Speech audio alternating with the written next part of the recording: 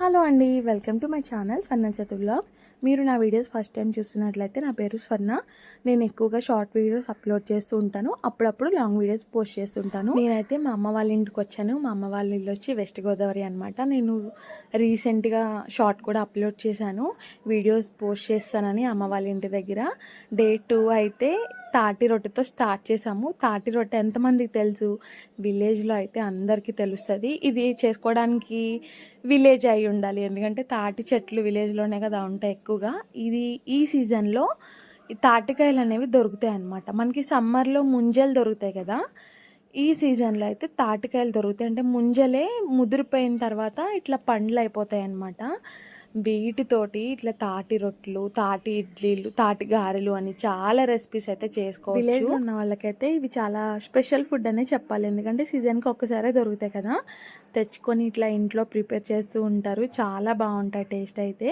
తాటికాయల్ని తెచ్చుకొని వాటి లోపల ఉన్న గుజ్జు ఉంటుంది కదా, అదంతా మొత్తం ఇట్లా జల్లెడతో తీసేసుకుంటారనమాట.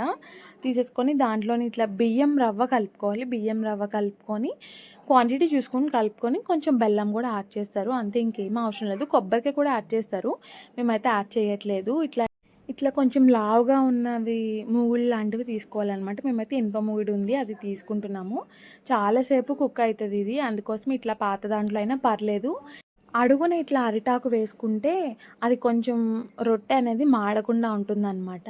ఇంకా అరిటాకులన్నీ పెట్టేసుకుంటున్నాము. దానిపైన కొంచెం ఆయిల్ వేసుకొని మనం మిక్స్ చేసుకున్న పిండి ఉంటుంది కదా, అదంతా లావుగా వేసుకోవాలన్నమాట. చాలా లావుగా వేసుకోవాలంటే మనకి కేక్ టైప్లో ఉంటుంది. మొత్తం మనకి ఎంత క్వాంటిటీ అయితే కావాలో అంత లావుగా వేసేసుకొని పైన కూడా అరిటాకులకి కొంచెం ఆయిల్ రాసుకుని అరిటాకులు పెట్టేసుకోవాలన్నమాట. పైన కూడా పెట్టేసుకొని మనం ఇది పొయ్యి మీద అయితే చాలా బాగుంటుంది టేస్ట్. చిన్నప్పుడైతే నైట్ అంతా పొయ్యి మీద నుప్పుల మీద పెట్టేసేవారు, మార్నింగ్ అయ్యేసరికి ప్రిపేర్ అయిపోయేది. ఎంత బాగుండేదంటే నాకైతే చాలా ఇష్టం, నేనైతే చాలా మిస్ అయ్యాను.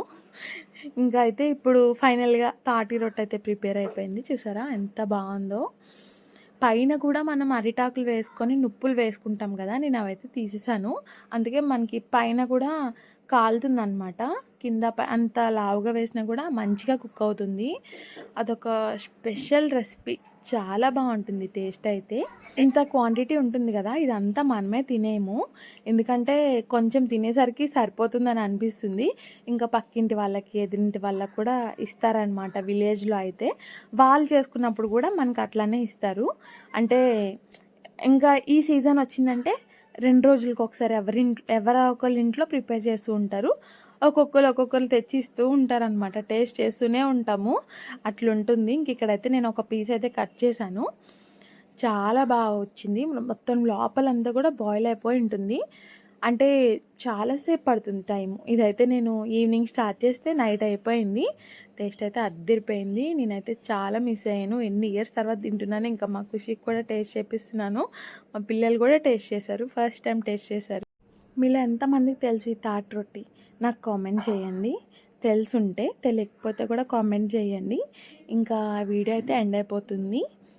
నా వీడియోస్ మీకు నచ్చితే ఒక లైక్ చేయండి. ఇంకా నా వీడియోస్ మీరు చూడాలనుకుంటే ప్లీజ్ నా ఛానల్ని సబ్స్క్రైబ్ చేసుకోండి. Thank you, bye.